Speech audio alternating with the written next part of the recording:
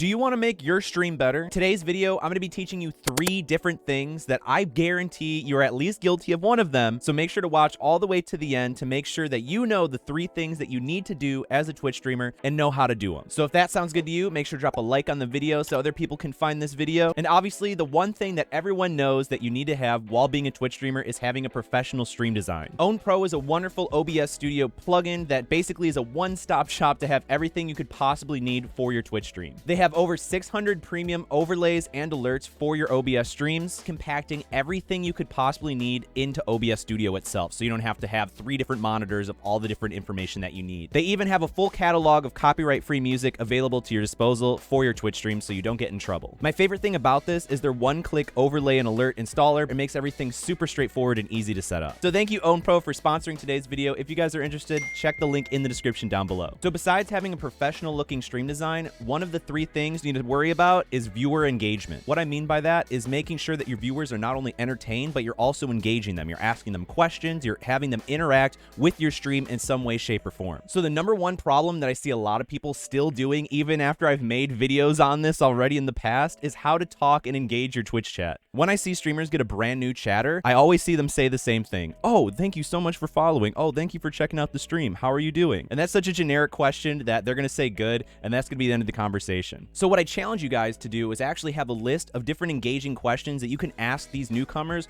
or just your regulars. What I like to do in my streams, if I get a brand new chatter, I like to ask them, oh, have you played this game before? And if they have, then that makes it so much easier because you can ask them questions on how to do A or B. Or if they haven't played that game before, then I just have to have a nice list of questions that I have at my side, whether it be a current event, have you heard of this? Or have you heard of that? So any kind of questions that's going to be better than, oh, how are you doing today? Because that question sucks. Stop saying that. Another great way to engage chat is actually by running polls. And you can do this on Twitch itself in the chat room by typing in /poll, and you can have an actual poll that people can go and interact with, which is also another great way of having people use their channel points or bits to support you because they can use those in the polls, but you can toggle that on and off if you want. But it's just a nice way to get people's opinions and also just kind of have them engage further with your stream. But if you don't want to go through that effort, you can always just ask chat, hey, if you like apples, press 1, if you like bananas, press 2, and just kind of do something simple like that so they have another reason or a prompt to engage with your stream. I also highly recommend getting yourself a chatbot that has mini games or other kind of games or modules. I've already made a video on this. I'll leave it in the top right corner, but mini games are such a great way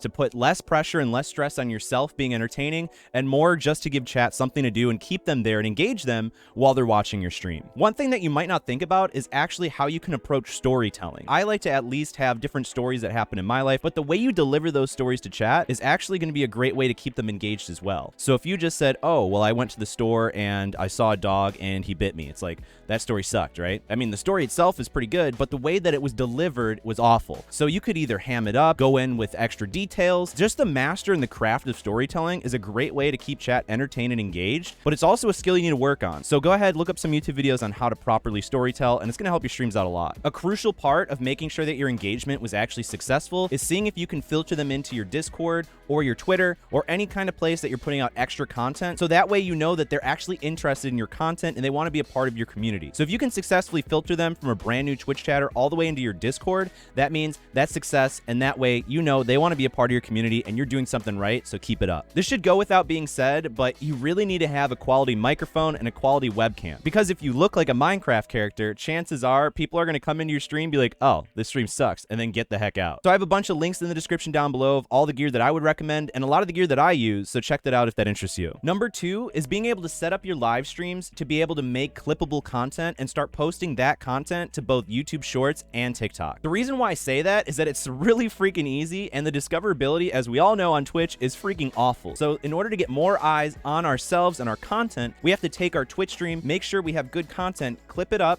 and then post it off onto more discoverable content platforms like TikTok, YouTube, Twitter, and it's actually really easy to do. If you go to your Twitch page and go to the top right corner and go to Creator Dashboard, you're actually going to see that there's a button that you can go ahead and just clip the last 30 seconds of your stream. So if you don't have anybody in chat that is clipping these moments for you, you can simply just go over to the Twitch page on your Creator Dashboard, click the clip that button of what just happened, and you're going to have a clip that you can use later, which I have a video in the top right corner that explains exactly how to download them, how to edit edit them and how to post them both to TikTok and YouTube Shorts. And it even shows you how to have that nice vertical format so that way you can match all the other TikToks. And if you guys don't see the clip that button, just go down here to the plus button, and then you can go ahead and add the clip that button from here. You just click add and it'll show up in your quick actions list over here. Making clippable content and posting on other platforms is almost required at this point because the discoverability is so low. But also while you're doing that, it's going to open up so many more doors for you. So that way, if you plan on having this as your job or you want to make more money from it, it's definitely going to be easier to, because you're not relying off of people's generosity just on Twitch, but you're also getting other platforms like TikTok and YouTube.